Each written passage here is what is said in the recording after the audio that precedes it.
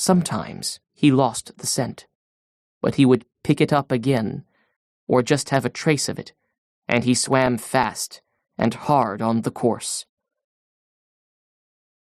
He was a very big mako shark, built to swim as fast as the fastest fish in the sea, and everything about him was beautiful except his jaws. His back was as blue as a swordfish's, and his belly was silver, and his hide was smooth and handsome. He was built as a swordfish, except for his huge jaws, which were tight shut now as he swam fast, just under the surface, with his high dorsal fin knifing through the water without wavering. Inside the closed double lip of his jaws, all of his 8 rows of teeth were slanted inwards. They were not the ordinary pyramid-shaped teeth of most sharks. They were shaped like a man's fingers when they are crisped like claws. They were nearly as long as the fingers of the old man, and they had razor-sharp cutting edges on both sides. This was a fish built to feed on all the fishes in the sea, that were so fast and strong and well armed that they had no other enemy. Now he speeded up as he smelled the fresher scent, and his blue dorsal fin cut the water. When the old man saw him coming, he knew that this was a shark that had no fear at all and would do exactly what he wished. He prepared the harpoon and made the rope fast while he watched the shark come on. The rope was short, as it lacked what he had cut away to lash the fish. The old man's head was clear and good now, and he was full of resolution, but he had little hope. It was too good to last, he thought. He took one look at the great fish as he watched the shark close in.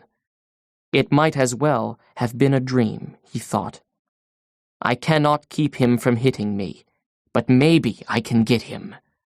Dentuso, he thought. Bad luck to your mother.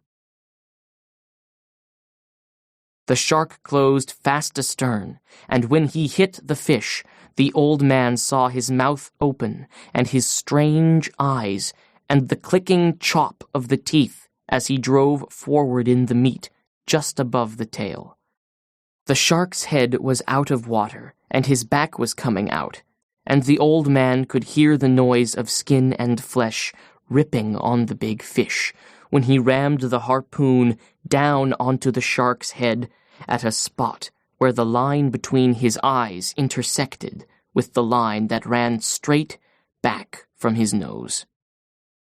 There were no such lines.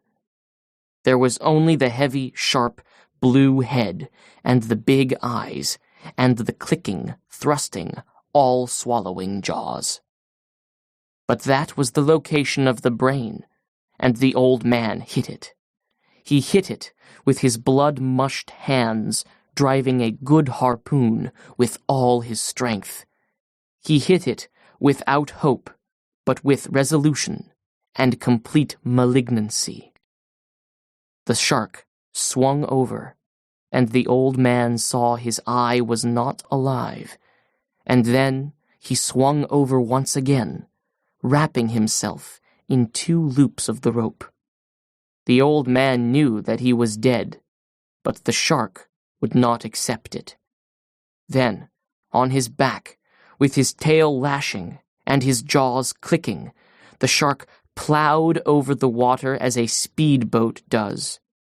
The water was white where his tail beat it, and 3/4 of his body was clear above the water when the rope came taut, shivered, and then snapped.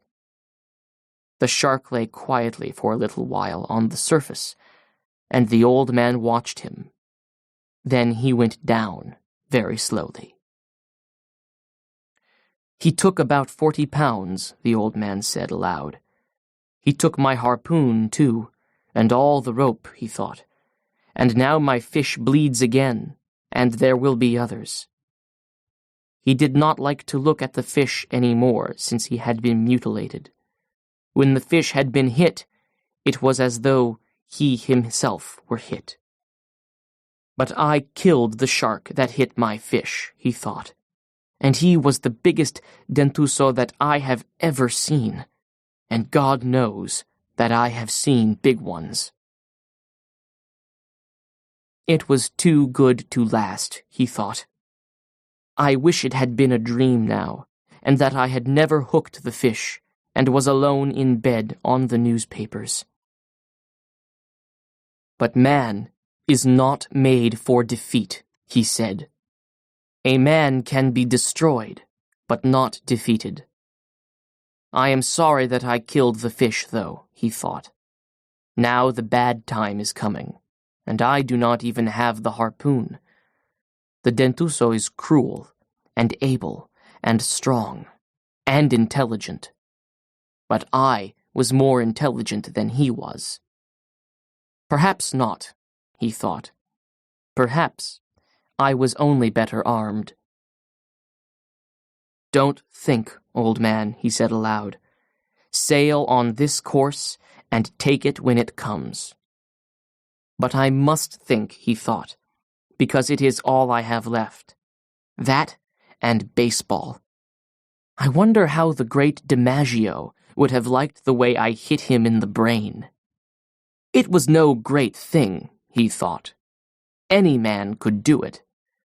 But do you think my hands were as great a handicap as the bone spurs? I cannot know. I never had anything wrong with my heel except the time when the stingray stung it when I stepped on him when swimming and paralyzed the lower leg and made the unbearable pain. Think about something cheerful, old man, he said. Every minute now you are closer to home. You sail lighter, for the loss of 40 pounds. He knew quite well the pattern of what could happen when he reached the inner part of the current. But there was nothing to be done now. Yes, there is, he said aloud. I can lash my knife to the butt of one of the oars. So he did that, with the tiller under his arm and the sheet of the sail under his foot. Now, he said, I am still an old man, but I am not unarmed. The breeze was fresh now, and he sailed on well. He watched only the forward part of the fish, and some of his hope returned. It is silly not to hope, he thought. Besides, I believe it is a sin. Do not think about sin, he thought. There are enough problems now without sin. Also, I have no understanding of it. I have no understanding of it, and I am not sure that I believe in it. Perhaps it was a sin to kill the fish. I suppose it was, even though I did it to keep me alive and feed many people. But then, everything is a sin. Do not think about sin. It is much too late for that, and there are people who are paid to do it. Let them think about it. You were born to be a fisherman as the fish was born to be a fish. San Pedro was a fisherman, as was the father of the great DiMaggio. But he liked to think about all things that he was involved in, and since there was nothing to read, and he did not have a radio, he thought much, and he kept on thinking about sin. You did not kill the fish only to keep alive, and to sell for food, he thought. You killed him for pride, and because you are a fisherman. You loved him when he was alive, and you loved him after. If you love him, it is not a sin to kill him. Or is it more? You think too much, old man, he said aloud. But you enjoyed killing the dentuso, he thought. He lives on the live fish as you do. He is not a scavenger, nor just a moving appetite as some sharks are. He is beautiful and noble and knows no fear of anything. I killed him in self-defense, the old man said aloud. And I killed him well. Besides, he thought, everything kills everything else in some way. Fishing kills me exactly as it keeps me alive. The boy keeps me alive, he thought. I must not deceive myself too much.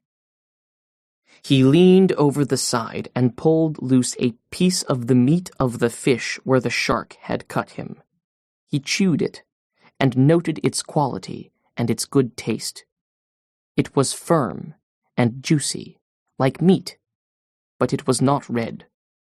There was no stringiness in it, and he knew that it would bring the highest price in the market. But there was no way to keep its scent out of the water, and the old man knew that a very bad time was coming.